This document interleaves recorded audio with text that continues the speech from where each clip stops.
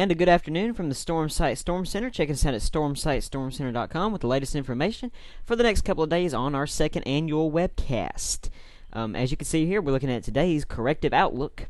This is from the from the Storms Prediction Center, rather, and it's putting parts of Nebraska over into western Kansas and parts of the Oklahoma Panhandle in a standard slight risk. Not to say that there wouldn't be severe weather, but there's an elevated threat. Also near north central California is another threat. Let's take a look at the tornado threat, and look at that 10% area. As you can see there in the black hatched area, nobody wants to see that. So in that area, you've got a pretty good chance of seeing a tornado that's a 10% chance within 25 miles of a point. But still, that is an elevated risk.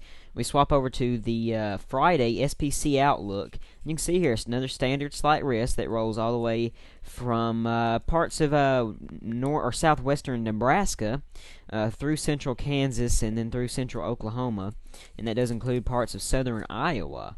As we move on to the day 2, this is still day 2, but this is the probabilistic values. And look at that black hatched line. That's definitely a significant area down there through just clips parts in southwestern Nebraska over into central Kansas and parts of the Oklahoma area, and just a little bit into Texas. And then look at day 3. Ooh, look at that moderate risk already issued in advance. Definitely not something good there. Chaser's delight, as some of us call it, but they've issued a moderate risk for places like that, and definitely not good for that area. Definitely looking pretty rough. The last time that I seen a moderate risk was back on April 25th, 2011, referring to the April 27th outbreak, and we all know what happened there. So definitely a good chance of a tornado outbreak. Look at the probabilistic values, and we're up into the 45th percentile for tornadoes, so or not tornadoes, just severe weather, and that's a definite hair raiser there. Also, if we can move on to days 4 through 8, you can see here on day 4, they've got parts of Missouri into a severe weather outlook, so definitely not good for that area. It does include places like Joplin. They say it will be as bad as Saturday. We don't know, but this is Sunday, the 15th. Also, let's look at something that's for today, though. This is the Helsity Index, and a lot of people don't really talk about this. This is beyond the maps. It's hard to explain, but this is the winds aloft in the pressure millibars. Look at the values over Nebraska. That's pretty impressive. So definitely something to be hair-raising there. If you look at the United States warnings, this was taken about 30 minutes ago. You can see that from Middle Tennessee, nothing. But if we move on to the area, parts of Nebraska and Kansas are in a tornado watch. No warnings when this was taken.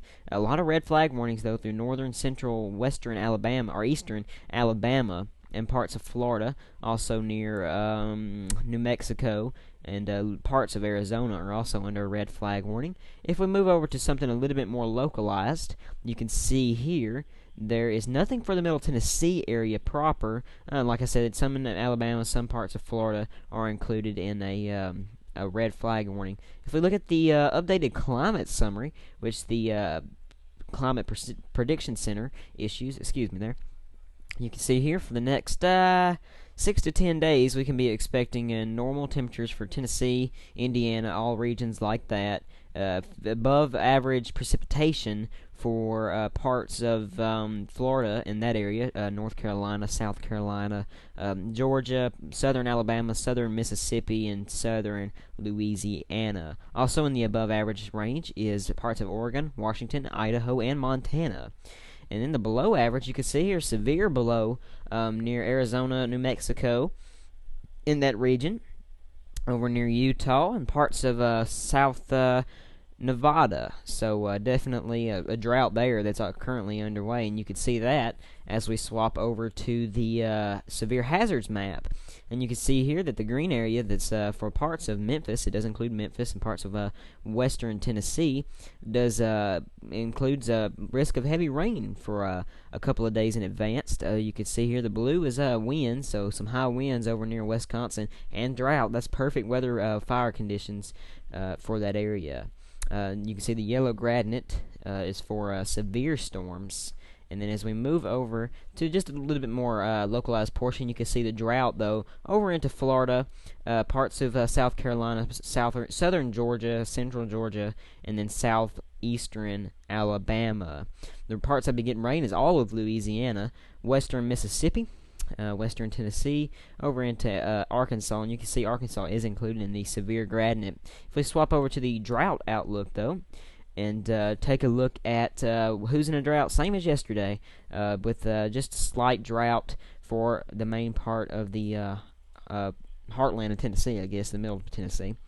And lastly, we have a commercial on the air, and if you haven't seen it, we're going to go ahead and show it now. So here is our new commercial. This is home. Now I'm finally where I belong. Where I belong. Yeah, this is home. I've been searching for a place of my own. Now I found it. Maybe this is home. Yeah, this is home.